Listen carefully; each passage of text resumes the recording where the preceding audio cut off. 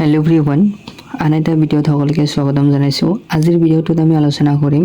গুৱাহাটী ইউনিভাৰ্চিটিত BA BSc বা integrated 5 years master programme এইবিলাকত আমি কেনেদৰে এডমিশন ল'ব পাৰি যেহেতু অলৰেডি সমৰ্থ পৰ্টেলত সবে এপ্লাই কৰিছিলে তাৰপিছত ফাৰ্স্ট মেৰিট লিষ্ট ওলালে সেকেন্ড মেৰিট লিষ্ট ওলালে বহুতে সিলেক্টেড হৈছে বহুতে সিলেক্টেড হোৱা নাই ইয়াৰ পিছত স্পট এডমিশন যোনটো এডমিশন প্ৰসেস আছে সেই স্পট এডমিশনৰ থ্ৰুদি আমি কেনেদৰে এডমিশন ল'ব পাৰি গুৱাহাটী ইউনিভাৰ্চিটি কেম্পাছত তাৰ বিষয়ে আমি আজিৰ ভিডিওটোত আলোচনা কৰিম তো ফাৰ্স্ট আমি যদি নোটিফিকেশনটো চাওঁ নোটিফিকেশনটোত দিয়া আছে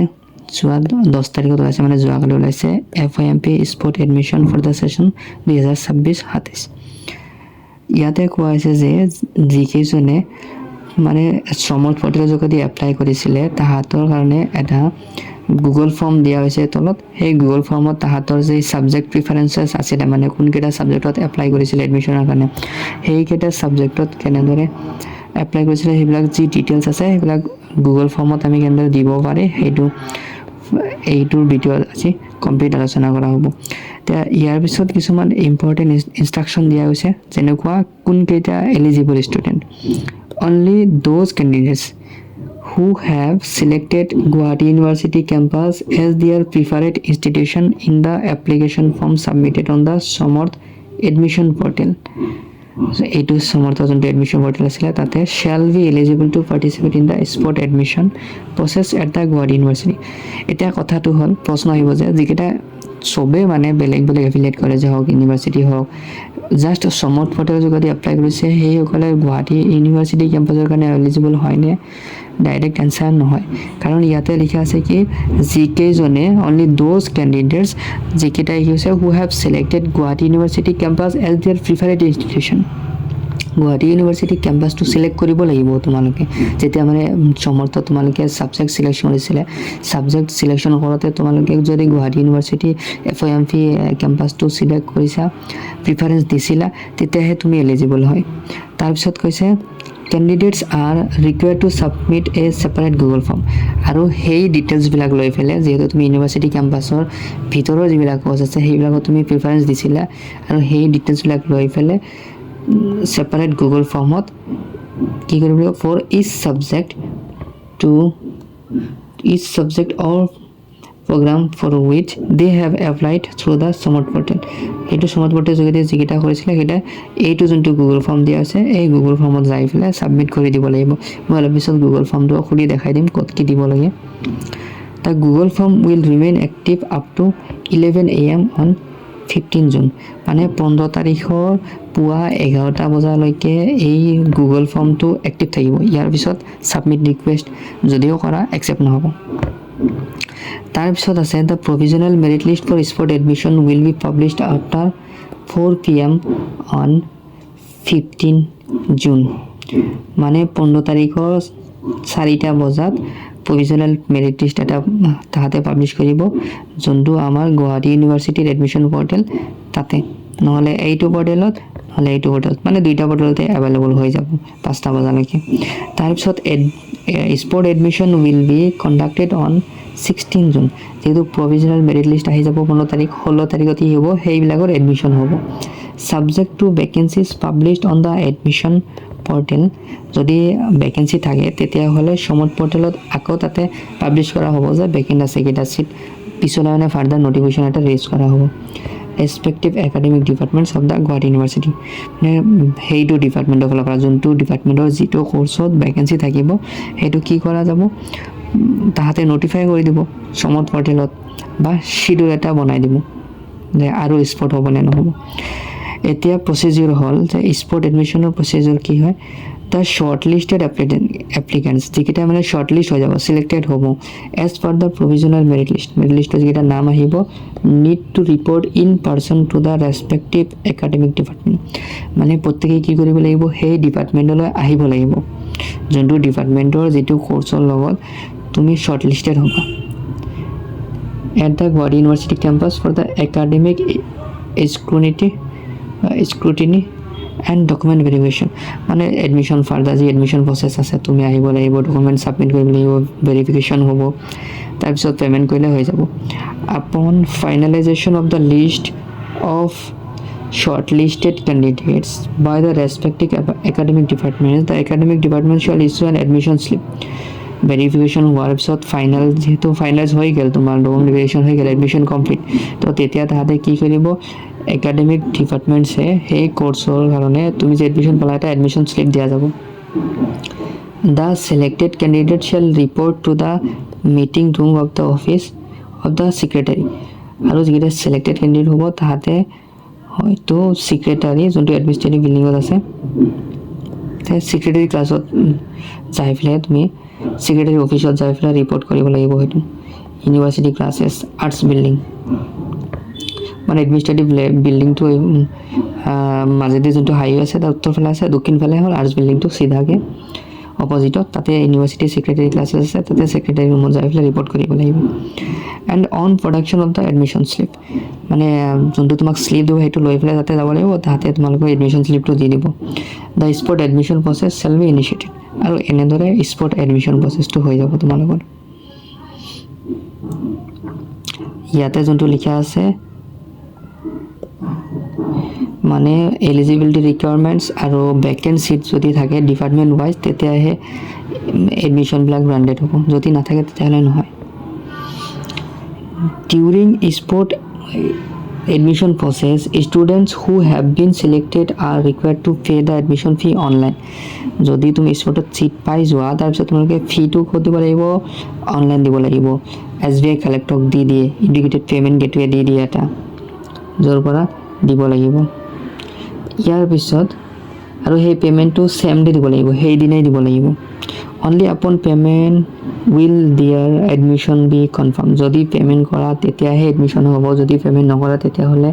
নহয় এইটো তোমালোকৰ কেণ্ডিডেটছৰ ফেইল হৈ যাব তাৰপিছত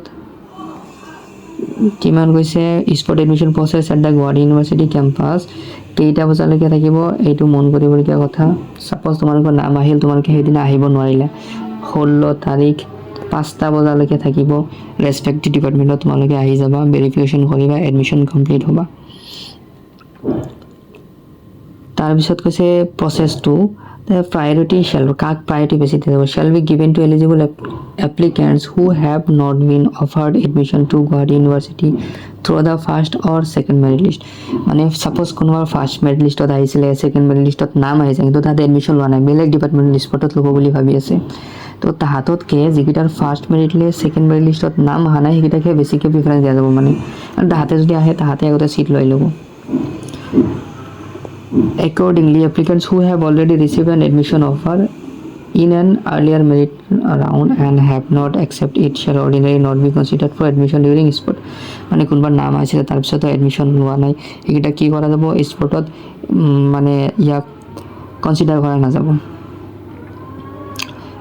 তাৰপিছত মেইন যিখিনি কথা আছিল মই এইখিনি কৈ দিছোঁ ইমানকেইটা ইমান এটা দৰকাৰো নাই এতিয়া আমি কথা পাতোঁ যে যোনটো শিডিউল আছে কেতিয়াৰ পৰা কেতিয়া কি কৰিব আৰু শিডিউল ফৰ স্পট এডমিশ্যন কোনকেইটা ডিপাৰ্টমেণ্ট কি ছাবজেক্টত তোমালোকে স্পটত এপ্লাই কৰিব পাৰিবা এতিয়া যদি মই ডিপাৰ্টমেণ্টৰ কথা কওঁ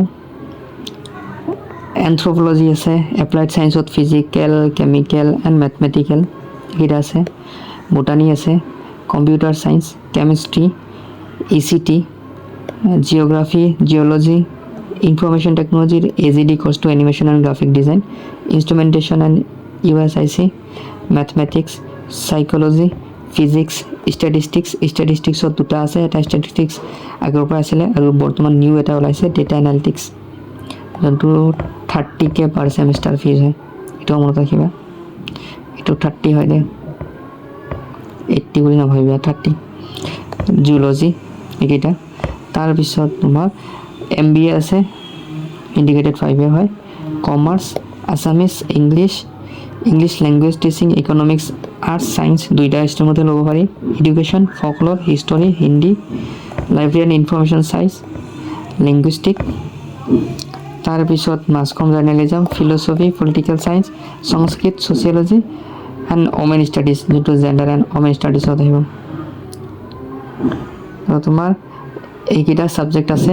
আৰু ইয়াৰে যদি আমি শিডিউলটো চাওঁ চাব পাৰা শিডিউলটো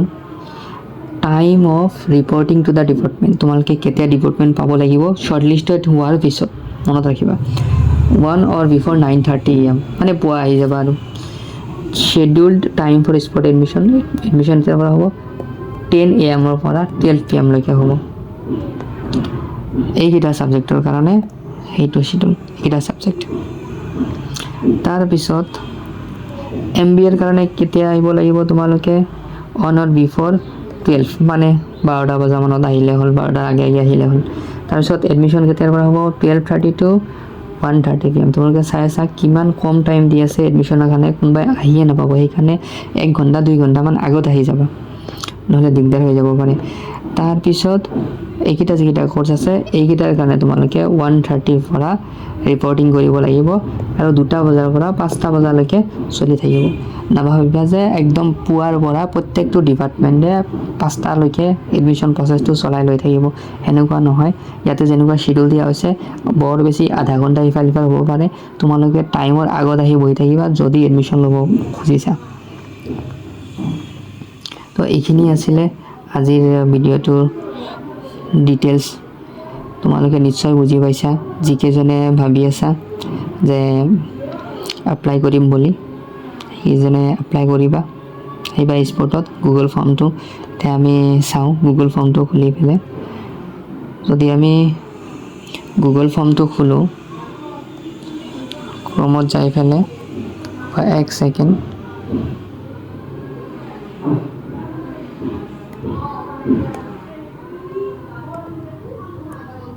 মই ইণ্টাৰনেট কানেকশ্যনটো দি লওঁ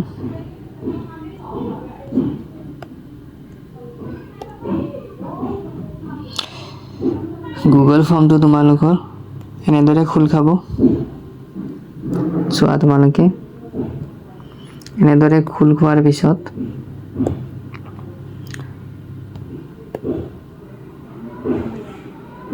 যেনেকৈ মোৰ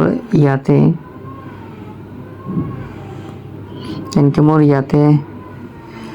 ডিটেইলছ আছে ইমেইল আইডি এটা ওলাইছে ইমেইল আইডি তোমালোকে ইয়াতে ইমেইল আইডি দিব লাগিব ফাৰ্ষ্ট তাৰপিছত কণ্টেক্ট নাম্বাৰ দিব লাগিব তাৰপিছত ফৰ্ম নাম্বাৰ দিব লাগিব তাৰপিছত প্ৰগ্ৰাম তোমালোকে কোনটো চুজ কৰিবা ইয়াতে বহুতকেইটা আছে ইয়াৰ মাজত যিকোনো এটা চুজ কৰিব লাগিব ইয়াৰ পিছত তোমালোকে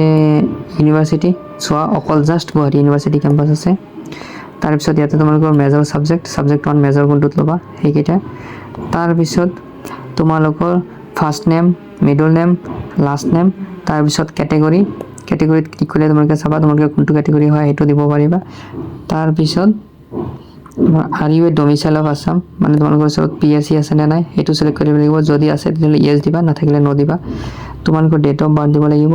আৰু তোমালোকৰ যোনটো সমৰ্থ পৰ্টেলত এপ্লাই কৰিছিলা লাষ্টত ৰাইট ছাইডত এটা প্ৰিণ্ট অপশ্যন এটা আছিলে তাৰ পৰা প্ৰিণ্ট কৰা যোনটো ফৰ্ম আছিলে তোমালোকৰ সেইটো ইয়াতে যাই পেলাই এড ফাইলত যায় তাতে আপলোড কৰি দিব লাগিব তাৰপিছত এইটো আণ্ডাৰটেক কৰি দি পেলাই তোমালোকে ছাবমিট কৰিব লাগিব এইখিনিয়ে তোমালোকৰ কৰিবলগীয়া কাম ইয়াৰ পিছত বাকী তাহাঁতে এইখিনি ডিটেইলছ লৈ পেলাই তোমাৰ সমৰ্থ পৰ্টেলৰ পৰা ডিটেইলছ ওলাই পেলাই তুমি এলিজিবল হয় নে নহয় তোমাক প্ৰিফাৰেঞ্চ দিয়া যায় নে নাযায় চিট পাবা নে নোপোৱা সেইটোৰ ওপৰত ভিত্তি কৰি তাহাঁতে এটা প্ৰভিজনেল মেৰিট লিষ্ট ওলাব সেই হিচাপত তোমালোকৰ এডমিশ্যন হ'ব আৰু প্ৰভিজনেল মেৰিট লিষ্ট যেতিয়া ওলাব মই ভিডিঅ' বনাই তোমালোকক আপডেট কৰাই দিম মই thank you so much for watching the video